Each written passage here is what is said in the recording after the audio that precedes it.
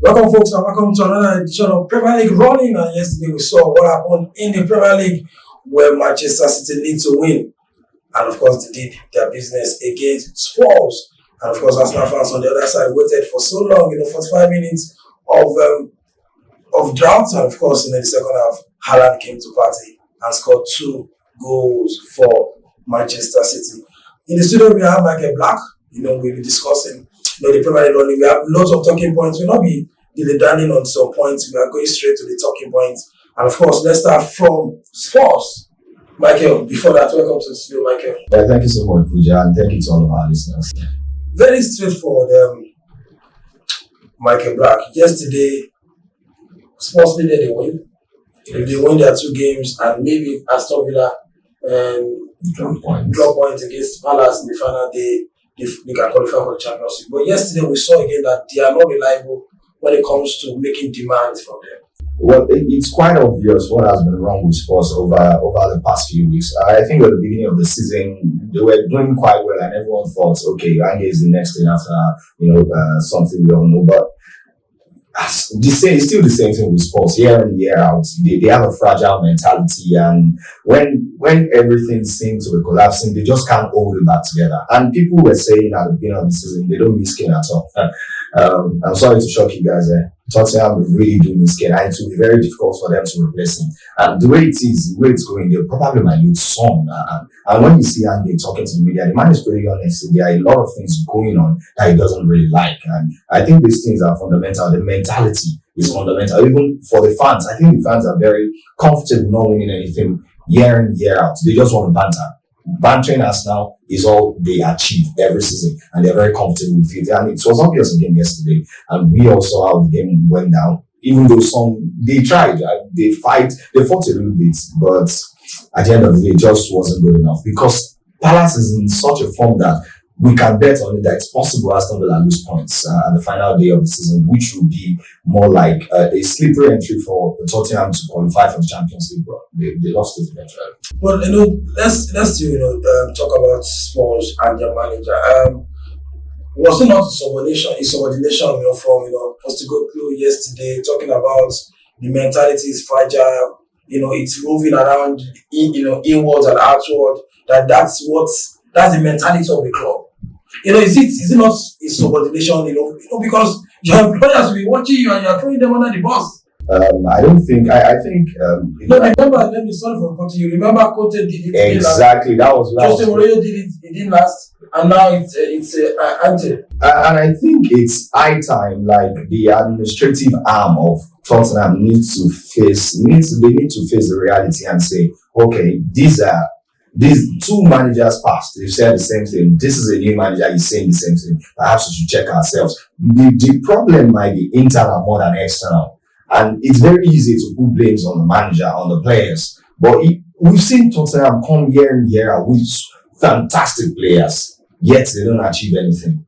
We keep blaming the players. We keep blaming the manager. At first, it was Pochettino. Yeah, it wasn't okay. He has done enough for them. He should go. Jose Mourinho, Syria winner. All of a sudden, he looked average. As a matter of fact, I think that Tottenham even down the career. They sacked him few days to the final. No, just imagine Tottenham sacking Mourinho, and I think that was a dent on Mourinho's CV, but that's a topic for another day. Then we had Conte, whom we all know is also a serial winner, and he said the same thing. He was very, very blunt before he left. Like, the problem with his club is about the mentality, and it's from the upper echelon down to the players, that he has done enough, and he hasn't seen anything like this in his entirety of his career, rather. So you know that the problem, and this is a new manager, and he's saying the same thing.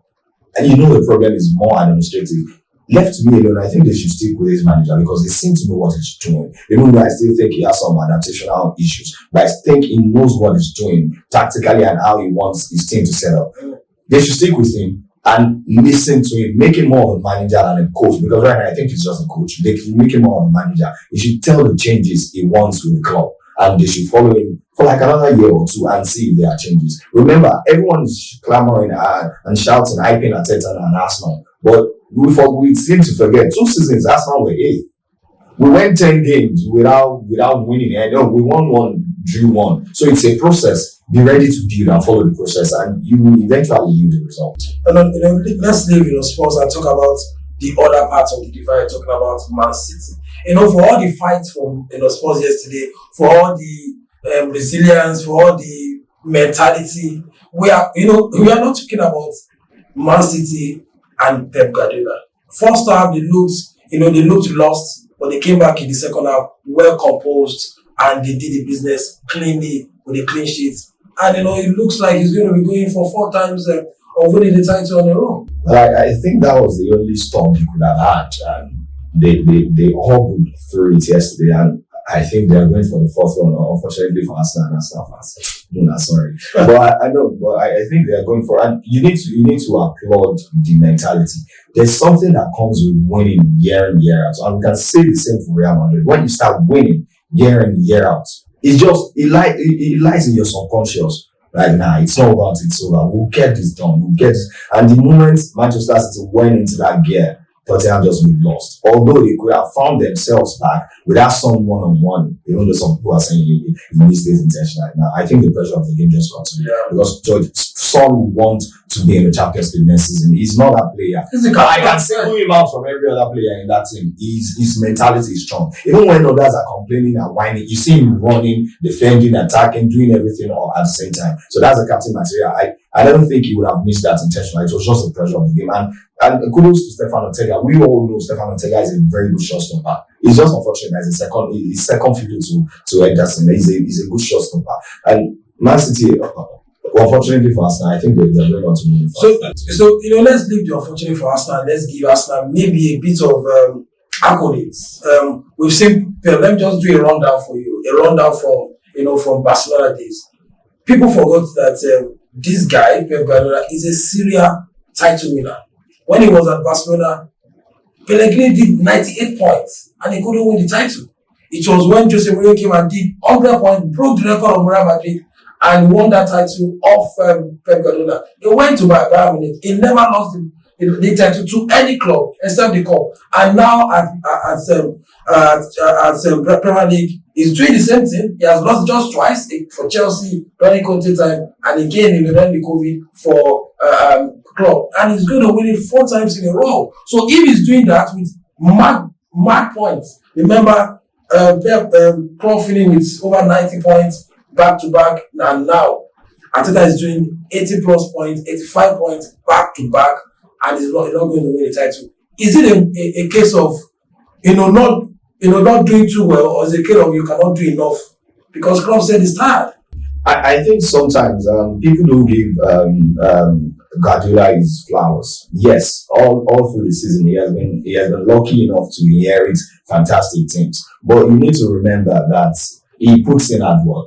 Manchester City, yes, they were very good before Guardiola handled them, but we all saw the progression. We all saw how they elevated from the killer status to more like an assassination status, where if you're not on your day, even when they are struggling, they look like one of the best teams in Europe. And that's all kudos to Guardiola. So I think what Guardiola does is he makes sure, even when his team is struggling, he makes sure he minimizes his loss. So if anyone wants to nip the title away from him, just make sure whenever he's struggling, win all your games. Don't say because he's struggling, make sure you give him as well. When it was just him and Klopp, Liverpool were 13 points away at Chiefs of Man City. And some way out of nowhere, Guardiola just brought up this run, and Manchester City. That season, I still find, because Liverpool were red hot, how they lost 13 points to Guardiola, sometimes they be like juju. Because I can't fathom my head around how they lost 13 points to, and because Liverpool were doing the unthinkable that season. They were Mane, Salah, Firmino, and you have this the midfield of workers and runners with Wijnaldum, Henderson, Van Dijk. They had everything, and they were red hot. Not just names; they were playing. They were playing the best football of their lives, and some way somehow Guardiola caught them. I think Arteta would have picked a note from Guardiola's book, and he said, "Okay, next season we can only get better. Next season, I can assure you, Arsenal will only get better, and they will lose fewer games." But now the problem is, you see this thing they call experience. When you gain, I think Arteta is gaining all of this experience, because if he remains with Arsenal, he will be the next Guardiola and be the next problem for Premier League team, because Guardiola is helping him to a point where he sees that you can't lose a game all season. If you lose a game, you lose the title. When Guardiola leaves, He will be the only one with that elite mentality because Klopp is also leaving. Before the other managers man up to him and match up to that standard, he probably would have won 3 Premier League. And I'm not saying it because I'm an Arsenal fan. I just know from experience, this is what, when you've toughened up to a certain level, it's very difficult for you to now become soft all of a sudden. The players, and you see these players, they are young players. Most of them will be there for the next 5 years. You play Arsenal players. With this mentality, they will go places. And before we leave the Premier League running, remember you can subscribe to our YouTube channel, dissect, and of course turn on your notification button and get our videos as they drop. Michael, before we let you go, let's talk about the achievement of Aston Villa.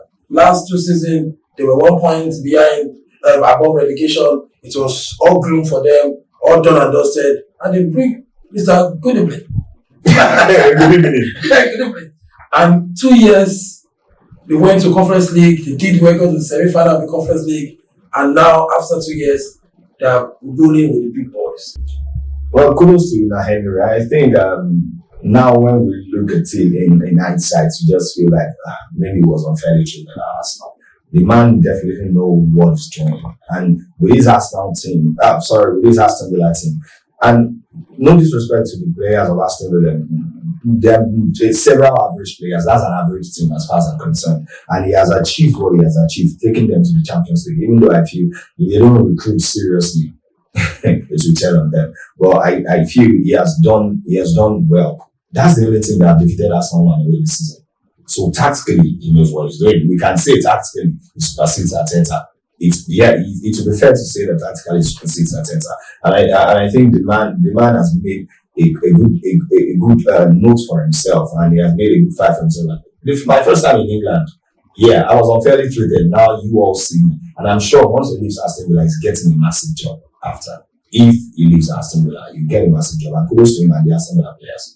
And of course, talking about giving him an upper hand, for Aston Villa, Emery has brought all his guys to Aston Villa, so it's like he's running the day-to-day administration,